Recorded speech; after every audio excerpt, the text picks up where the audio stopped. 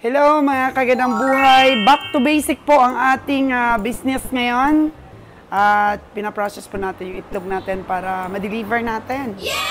And kasi kailangan natin tutukan ang ating dating mga negosyo para syempre makasurvive po. At si Kabeng Roger, tingnan nyo. Pag dito siya sa bahay, pa-relax lang. Kaya halip po kayo mga kagandang buhay. Mag-deliver po tayo ng itlog. Buhayin po natin ulit ang rolling store ng Sauce Gandang Buhay.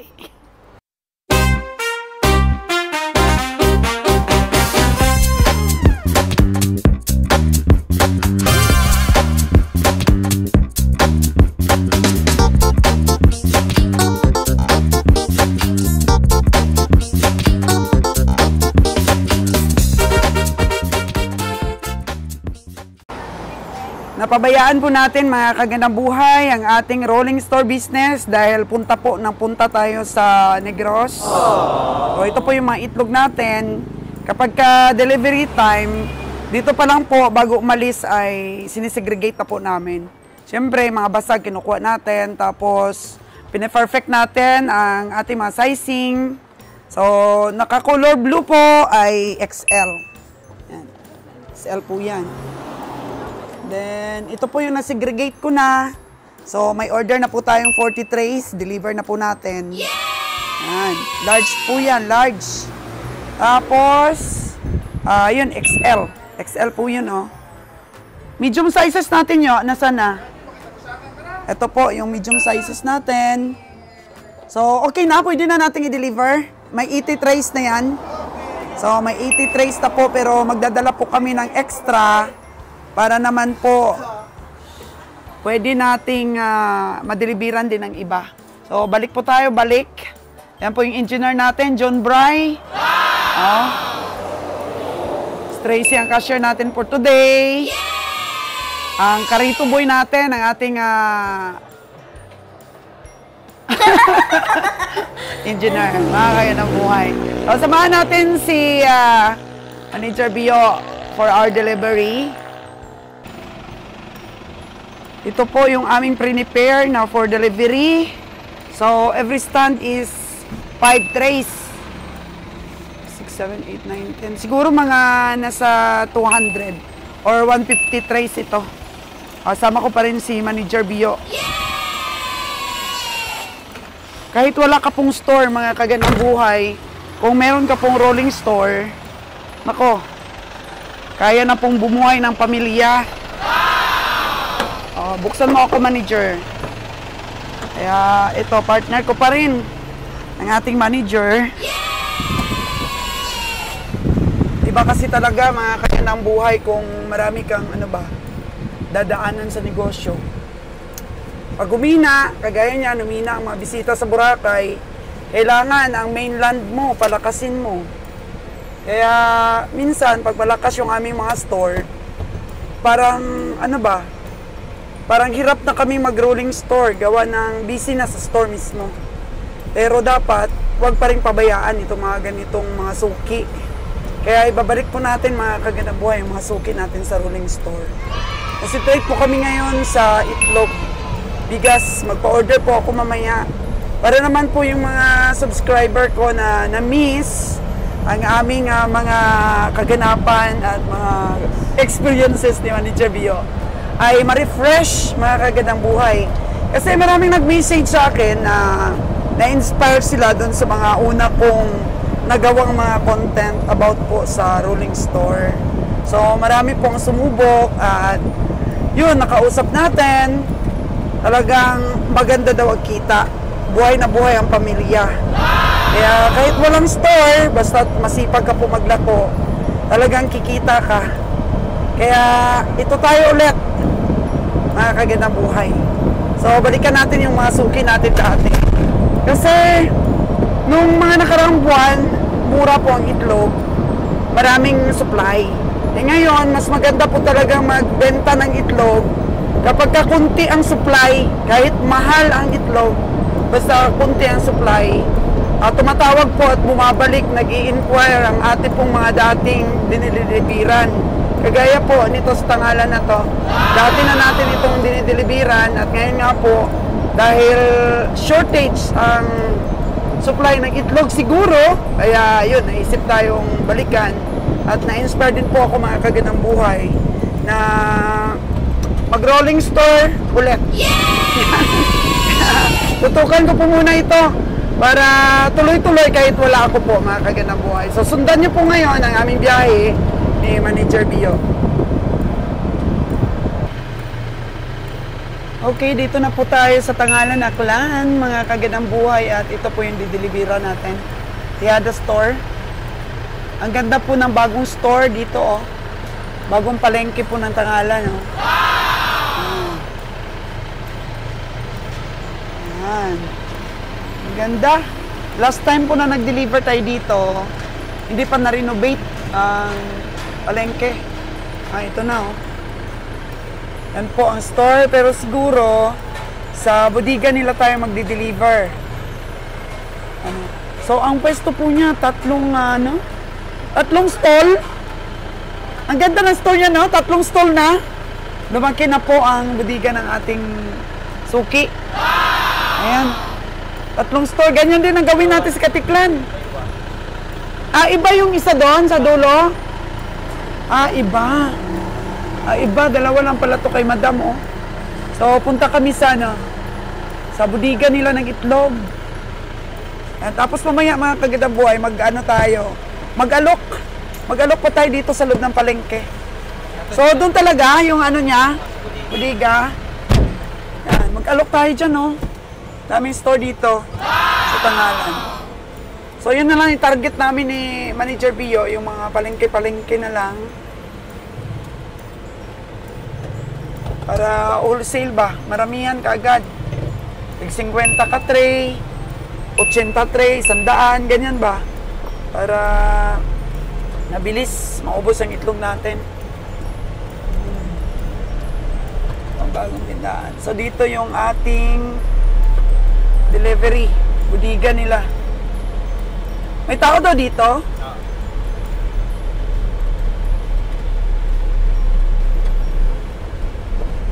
Okay.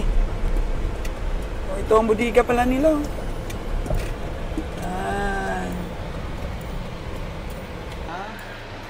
So, ito na po mga kagandang boy, ang ating delivery, 80 trays. 80 trays. So, meron po kaming extra dyan. Tingnan ko sa loob ng palengke kung meron pa kami makita na supply yan. 80 trays. Doon na lang kunin?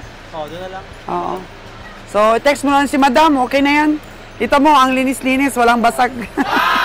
Para mabilis lang kami sa delivery. Okay. Thank you.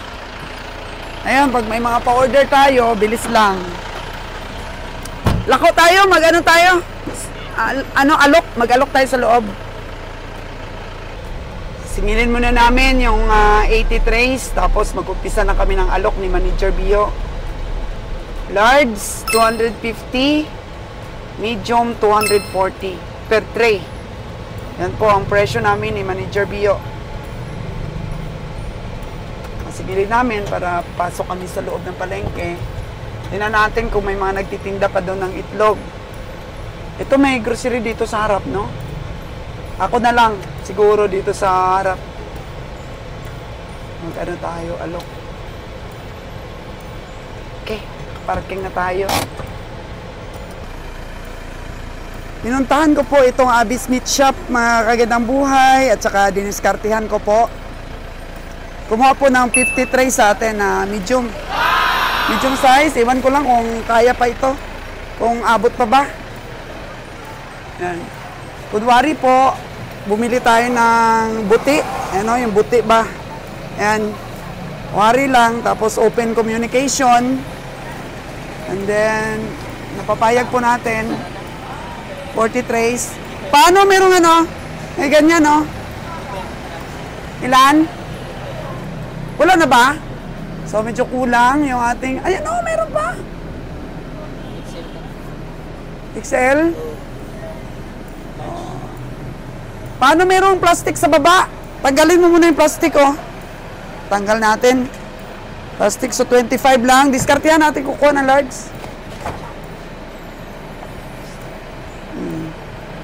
Medyo mahirap siguro yung pagbuhol ko niyan yo. Yan, 40 trays. Ganun lang po pag umpisa ng usapan. Kunwari po, para makuha mo yung loob nila, bili ka ng paninda nila. Tapos alukan mo, istorya-istorya. Para at least, maging suki na natin sila. Bigyan mo sila ng number mo yo.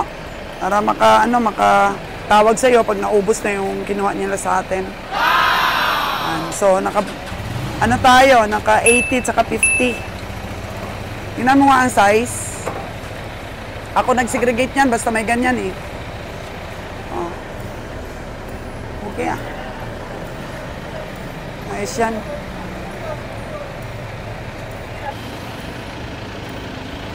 Kulang po medium, kaya unahin muna ni Bio yung pag-deliver ng large size. So, 25 na lang. 25 na medium, 25 na large. Buti po talagang diskarte natin mga kagandang buhay. Nagdala tayo ng extra para makapag-alok pa sa iba. So, ganun lang po kasimple po mga kagandang buhay ang pag-alok natin. Simpleng-simple lang. Kasi pag kailangan naman talaga yan ng mga store, hindi na yan sila kailangang diskartehan pa ng sobrang bigat na diskarte. Actually, kilala niya yung anak ko kasi Ron's Farm Official. Kasi siya din, agriculturist din. Meron din siyang alagang mga manok. Ayan po, tuloy-tuloy ang pag-deliver ni Manager Bio natin.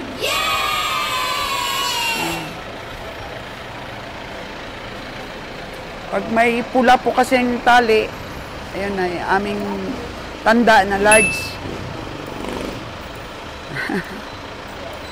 So, mahal talaga ngayon ng itlog.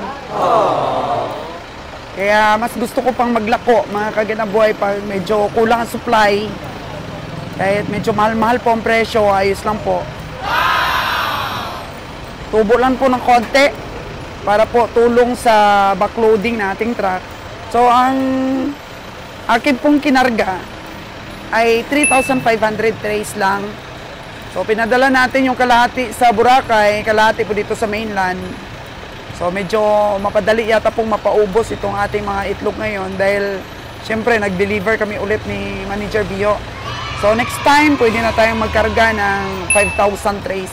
Kasi yung pinaka-maximum ko dati pong kinakarga sa truck ay 7,000 trays.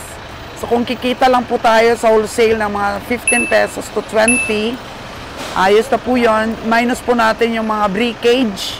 Ayan, kahit maglinis ka lang po ng 10 to 15, malaking tulong na po sa truck. Bawi lang po kami sa retail namin. So siyempre understandable na iba yung retail price sa store kaysa po sa mga wholesale natin. Tapos nagagas pa tayo sa ating sasakyan for delivery. Pero, syempre, mas mabilis naman po maubos. Volume po yung pinag-uusapan natin kapag ganito, nagde-deliver po tayo. So, sa umpisa, wala pa tayong mga cellphone number. Then, bibigyan sila ni Manager Bio ng cellphone number. Text na lang po sila kung may order sila. And so on and so forth po, mga kagandang buhay. Babalik ang ating mga suki sa atin. So, ito po yung sinasabi ko sa inyo na tutukan ko ulit para makatayo ulit yung rolling store natin. Sa negosyo po kasi, kailangan may leader talaga. O, di naman kakayanin ang ating mga manager kung wala po talaga tayong nagpupursige sa kanila. Good example po talaga tayo sa marketing po, mga kagandang buhay. So, hindi po ibig sabihin na ikaw na po may-ari ng negosyo ay relax ka na lang. Kailangan mo pa rin pong tulungan ng mga tao mo. O proper management po talaga. Ikaw rin po kasi ang magde-decide ng mga price para po makuha mong customer ito. Actually, mas mura po siya ng 5 pesos compared po dito sa tumawag sa atin sa telepono. Yan. Kaya binigyan ko po siya ng special price pa kahit na nabawasan na yung ating tubo, kahit delivery pa, para makuha lamang po natin siya. Ganun po talaga yon. Sa bawat customer, may mga special to special discount. Yan, para makuha lang po natin talaga. Para very smooth po yung mga transaction. Kapag nagpa-order ka po kasi, halimbawa, nadadagdagan natin yung volume ng ating mga pinopurchase. Ayan, kasi kasama na sila at ang store natin. Kasi ang store natin kaya paubos yung mga 3,000 eh. 240 to 45. Yan, susumahin na ni Manager Bio. Diba? So, ayan po mga kagandang buhay. Pag nag-umpisa ka po ng rolling store, kailangan magaling ka talagang mag-alok. At saka yung source po ng paninda mo, makakalaban. Kaya siyempre, makakalaban talaga dahil backloading po ng truck natin. Hindi na po kami namamasay papunta, pauwi na lang po yung ibabayad ko sa truck namin. 10 pesos per tray. Yung binabayad ko po sa truck namin para po sa pamasahe. Malaking tulong po yon na pangtapal din sa gastusin. Overall po na expenses ng ating biyaheng livestock.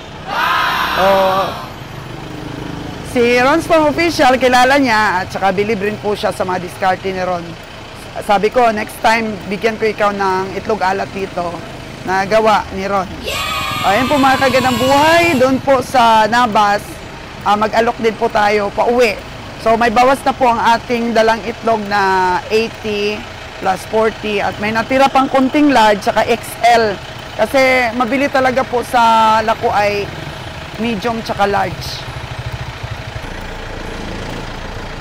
Sabi ko kay Manager Bio, lagay niya yung kanyang cellphone number sa resibo para si Manager Bio na next time ang kanya pong kausap pagka nag-order siya ulit. Kasi tayo po minsan sa Negros, kung saan po tayo napapadpad. So time by time po mga kagandang buhay, kung ikaw po ang may-ari ng mga negosyo mo, nandito ka pa rin. That's why po nahintay-hintay lang ang akin pong mga subscriber sa atin pong pagsipat ng mga baka. Meron po kasi mga negosyo na connected po sa bawat isa. Kagaya po ng pagbabaka namin, connected din po sa pagtransport ng itlog natin. So, maapektuhan din po ang ating negosyong itlog kung titigil natin yung negosyo nating livestock. Kasi connected po sila. Nagtutulungan po sila para makasurvive ang biyahe at kumita tayo. Yan, Abby's Meat Shop. Isa pong malaki din na grocery store. Yan, tsaka yan. Tsaka bata rin po ang may-ari nito. Kaya magkaibigan po sila ni Ron's Farm Official. Hindi ko rin po alam na magkakilala sila. Pero nung sinabi ko po na sultida sa Nabas, ay talagang nanonood pala ng ating mga vlogs. So, ang tiwala ba? Tiwala na kasi alam ko, mga honest kayo ng mga tao, sabi niya. So, nung sinabi ko ang price, sabi ko discount pa kita, special. Wala nang masyadong, wala nang masyadong usapan. Kaya mabilis lang naman po mag-umpisa ng conversation. Kailangan lang mag-approach ka, lagi kang nakasmile. Saka magaling ka po talagang magsakay sa mga usapan. May knowledge ka rin po sa bintahan ng mga iba pang mga produkto. Kaya marami kayong mapag-usapan hanggang ayan na, umorder na siya sa'yo. So ayan, may cellphone number na si Manager Bio, no problem. Proceed na po tayo sa pag-alok pa sa iba. Kasi kunti lang naman yung itlog nating dala. XL lang po dito ang marami po mga kagandang buhay. So napakaganda pong tingnan. Na-improve na po yung palengke ng Tanghalan, no? Public market.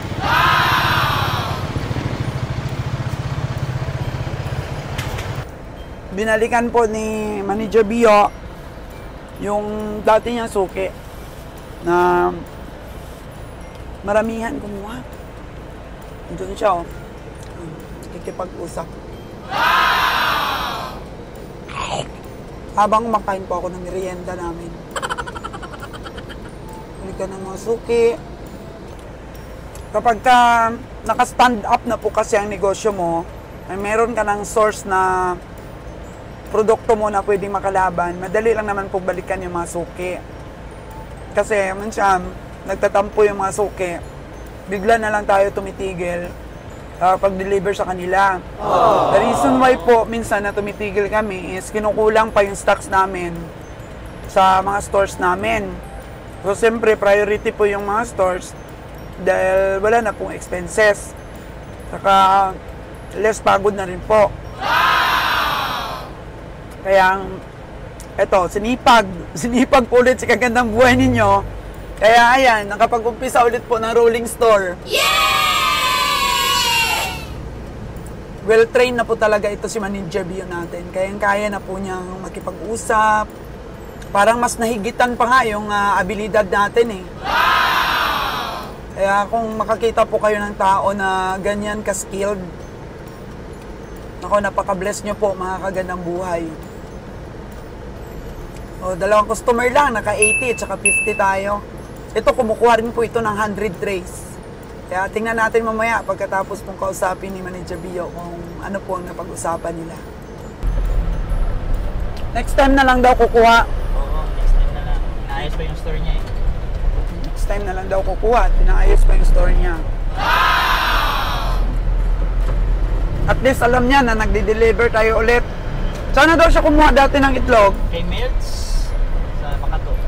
Ah, okay. So talagang tumigil siya? Doon pa rin yung store niya yung pinunta natin. Hmm. Yung Manuka ng Bayan store. Ayun pala yung Manuka ng Bayan. Kanya yung tapos Okay. meron pa dyan sa bahay niya. Pinuntahan pala natin kanina Manuka ng Bayan.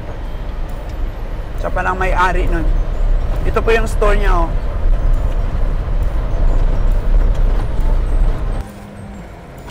Dito po kami sa Baybayin. Meron pong pinuntahan si Manager Bio, KL Mini Mart and Resort. Kukuha siya ng 5 tray. Pinakiusap sa kanya. Way home. Pinuntahan na lang po ni Manager, oh. 5 trays, large. Sayang pa.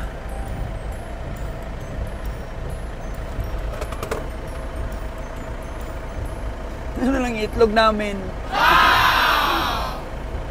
Hindi na lang. Bigyan ni Manager Bio ng itlog.